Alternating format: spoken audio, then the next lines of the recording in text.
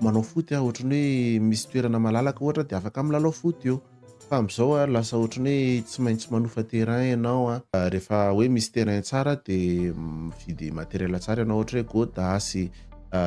tsy haiko hoe maillot ohatr'zany.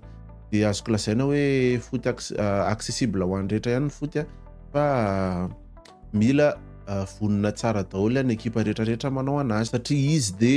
mila manofa terrain zany ianao am'zao raha hoe efa ataoko hoe efa olon-dehibe ianao manao azy minofana terrain koa tsy de anjaza. Ohatrany hoe raha manao jeu à 11 ohatra de sarotra be, en jeu à 7 moa zany mba antonontonona fa jeu à 11 ohatra de tena mila manofa terrain be ianao de mila mitady fotoana be ianao de fotoana koa nefa vola. Fotoana iarahan'ny olona rehetrarehetra ohatra hoe jeu à 11 olona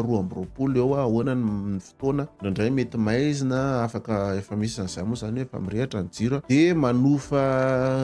arbitre koa raha ohatra hoe jeu à 11 zay moa zany fa raha jeu à 7